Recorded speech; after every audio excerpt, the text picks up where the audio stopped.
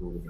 Tapi setelah mendapatkan kajian-kajian dari Buya Sakur, aku mencoba untuk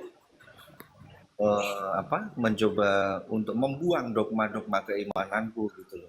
Aku mau terima kebenaran.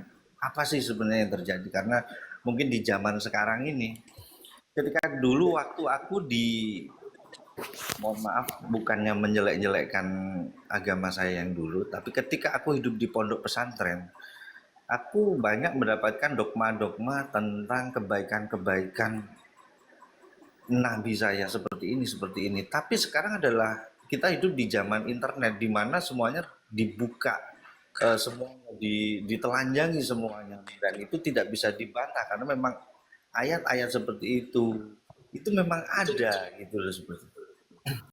Kalau dulu saya gitu loh, saya itu sami'na wa ta'na.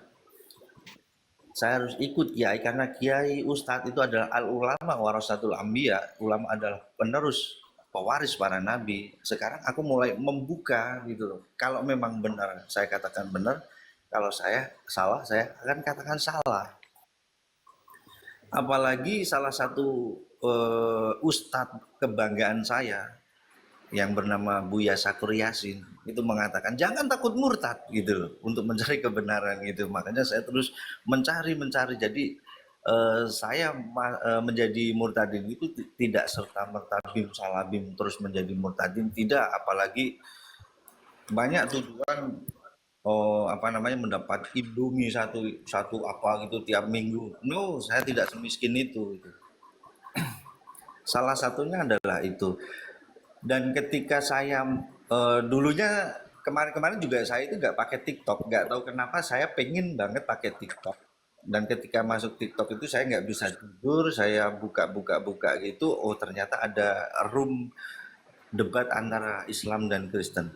Terus saya teringat dulu sekali pernah ada orang yang bernama Ustadz Moko Ginta itu, Ustadz Insan Moko Ginta memberi 10 pertanyaan, di mana 10 pertanyaan itu katanya mustahil Kristen untuk menjawab. Tapi ketika di roomnya salah satu yang saya ikutin itu, beliau bernama Bang Tosi Kage ya, saya tantang. Saya tantang untuk menjawab 10 pertanyaan itu dan semuanya itu bisa dijawab beliau. Bahkan beliau menantang butuh berapa menit untuk saya menjawab dan saya bukakan Alkitabnya. Dan itu memang benar ada dan beliau itu bisa menjawab semuanya. Ternyata 10 Kristen tidak bisa, mustahil untuk menjawab itu, ya mungkin sesumbar aja menurut saya ketika kemarin bisa ketika kemarin itu terjawab semuanya. Tapi sebelumnya saya memang ada janji sama diri saya, barang siapa yang bisa yang bisa menjawab ini, saya akan masuk Kristen. Dan sebagai orang yang beragama gitu, saya wajib untuk tidak mengingkari janji saya. Dan seketika itu juga, jadi debatnya itu kalau nggak salah jam 3 pagi, jam 7 pagi pun saya langsung menjadi murtadin. Saya menyatakan diri untuk untuk masuk Kristen gitu. Ya banyak juga yang pengen saya ceritakan sebenarnya, karena banyak hal yang menyebabkan saya untuk masuk Kristen waktu itu. Jadi Bisa sehari itu, diceritakan. Nah, inilah saatnya untuk cerita. Inilah saatnya. Inilah saatnya untuk diceritakan. jadi sehari Silahkan. itu, jadi sehari itu saya memang benar-benar membuang dogma keimanan saya semua. Saya tidak Islam, saya tidak Kristen, saya tidak Buddha, dan saya tidak apa-apa. Jadi Ateis. ateis gitu loh. Saya membuang semua dogma keimanan saya dan saya ingin menerima apa yang benar. Itu seperti itu. Di dalam hal yang saya percayai dulu waktu di pondok pesantren ketika saya menjadi orang Islam gitu.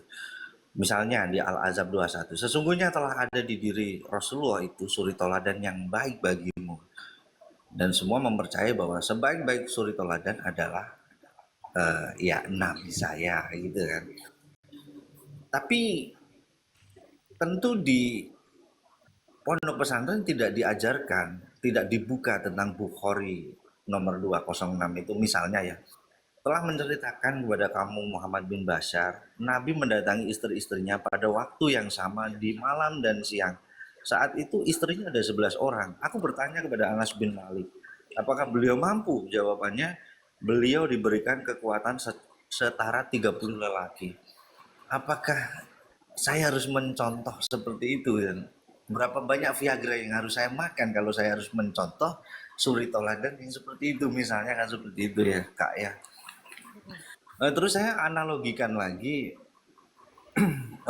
mungkin nggak sengaja juga. Ketika saya dihadapkan sama dua penjual durian, karena memang saya sangat suka sekali dengan buah durian. Yang satu mengatakan, Pak, saya mau beli durian, manis enggak? Ya, moga aja manis. Namanya kita juga jualan kan, kita nggak tahu dalamnya kayak gitu. Moga saja manis. Tapi yang satu mengatakan, Pak, saya mau beli durian, enak nggak? Saya jamin enak. Dan ketika saya berpikir dari apa namanya literasi yang ada, agama yang bisa menjamin gitu, itu cuma Kristen kan. Yang lain cuma moga-moga aja. Mohon maaf, bukan saya menjelek-jelekannya yang dulu gitu. Kurang lebih seperti itu Kak kesaksian dari saya. Dan luar biasanya lagi, ini saya berbicara apa adanya. Ketika habis debat itu, bukan debat, maksudnya saya diskusi. Karena kalau debat kan saya mempertahankan apa yang saya imani gitu waktu itu.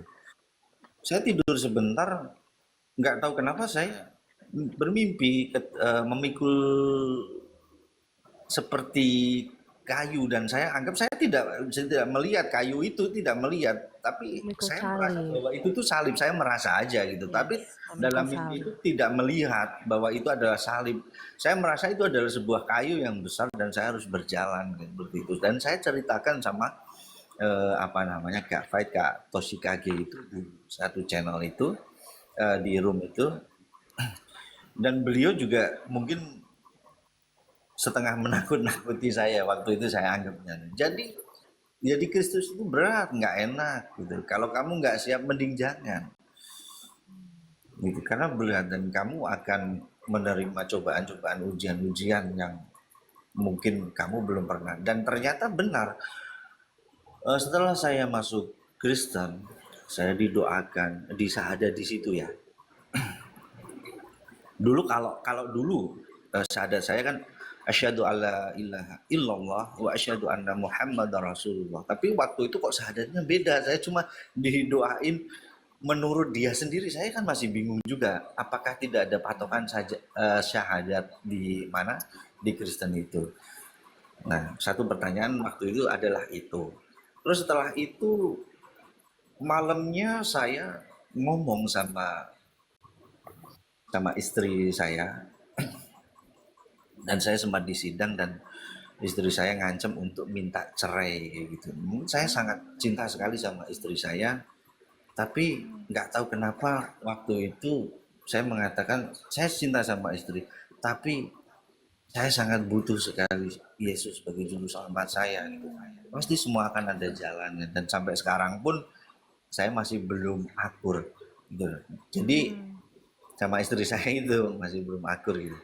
Dan satu saja yang akan saya tanyakan gitu. Satu saja yang akan saya tanyakan. Tadi waktu turun dari bandara nggak sengaja saya asal masuk saja ke gereja karena memang tadi itu ada apa namanya kegiatan di gereja, dan pertama kali aku masuk gereja adalah tadi.